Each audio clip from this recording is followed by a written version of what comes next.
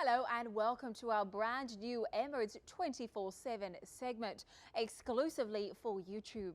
We'll join you each week with your weekly guide to the news that matters from across the UAE.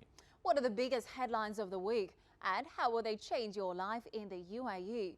Emirates 24/7 has the answers.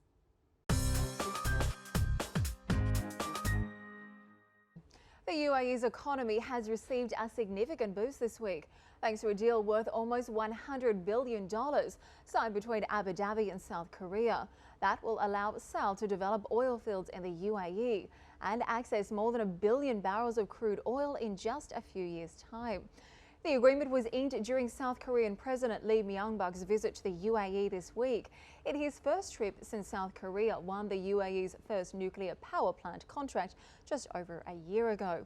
The deal between the two nations is set to be finalised next year in what will become the largest ever oil agreement for South Korea, making the country less vulnerable to market fluctuations from imports. Well, joining us now to explain what this partnership means for the UAE is Dr. Koch, the Director of International Studies for the Gulf Research Centre, and Kate Dourian, the Editor of Platts Middle East. Welcome to the show. Thank you for joining us this evening. Thank you. So to begin with, now the UAE is South Korea's second largest oil exporter. Trade stood at about $17.5 billion in 2010. In recent years, the government is working to increase business and political ties between the UAE and South Korea. So what have been the most significant partnerships so far? Obviously, the big nuclear pact in 2009 worth just over $20 billion is one of the big standouts. Mm-hmm. Well, I think certainly the nuclear pact is the critical one, because that really made a lot of news. It was a significant opening in the market. It was a sign of a very much of a strategic relationship being built between South Korea and the UAE. And it came a little bit as a surprise, because everybody sort of expected that the nuclear deal would go to either France or the United States. So it's also a sign of a shifting strategic environment overall, with different players entering the market.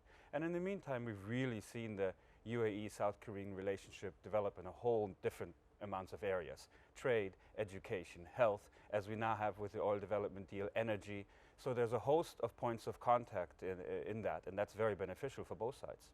I mean, I think it's such an interesting partnership. If you look at the fact that both countries have so many similarities, both of them have had tremendous development over the past few decades, and both are interested in now being sort of a bigger player, I think, when it comes to international politics and relations. Of course, South Korea hosting the G20 summit meeting this week. Here in the UAE, we have the UN's IRENA, which will be hosting its first assembly next month. Kate, what do you think the two nations can really learn from each other?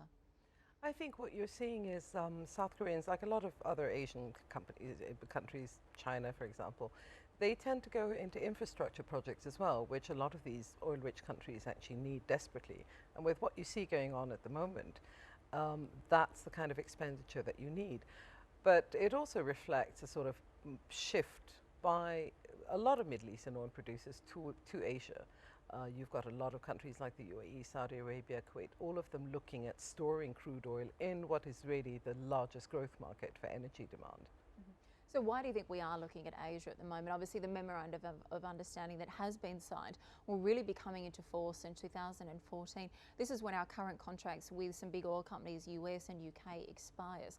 Why do you think we're seeing the change now? I think if you look at the way the UAE government has been handling its oil affairs and foreign policy, they like to mix it up a little bit. So, you know, you've always had certain companies that had the upper hand. You've had Total, you've had BP, then they introduced ExxonMobil. I think they like to mix up the nationalities of the companies. And it's very smart as well, because there is no growth really if you look at OECD countries, if you look at Europe and the United States. In terms of energy growth, it's either declining or very flat. And the only growth you're going to see for many years to come is from the Asian market. So, and for South Korea as well, it's the 10th biggest consumer of energy. It's the 5th biggest importer. So it works both ways. You've got guaranteed supply flow into a major Asian economy. And at the same time, you've got energy security. The percentage of energy security for South Korea will rise by about 5%. That's what they're hoping for.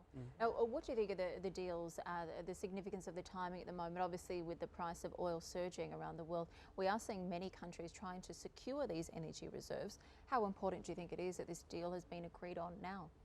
Well, I think, of course, there is that rush to try to secure energy supplies for countries, especially in East Asia, as their economies keep growing and are seeing rising demand for energy imports in that sense.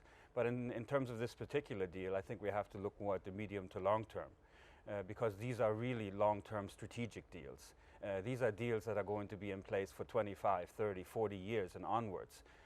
So the significance here is not necessarily related to what's actually going on right now in the oil price market, but has much more broad dimension in terms, and it's much more of a deal that looks for the long term, as being signified by the fact that there's a high involvement of political leadership from the UAE and South Korea on this. The fact that the South Korean president came personally to the UAE to sign this deal is of significance and shows the long-term nature and the trust that's developing between the two sides. Definitely a very exciting time to be here and see the relationship grow. Well, thank you so much for joining us this evening. Appreciate you seeing you and look forward to catching up again soon. Thank you. That's all we have time for on this special segment of Emirates 24/7, exclusively on YouTube. Feel free to get in touch with us. We'd love to hear your thoughts about all the top stories of the week. You can drop us a line at emirates24-7@dmi.ae or send us a message via our Facebook page, Emirates 24/7 on Dubai One. And you can even message us via BBM or watch previous shows online at dmi.ae/Dubai One. And of course, you can also check us out right here at youtube.com/Dubai One.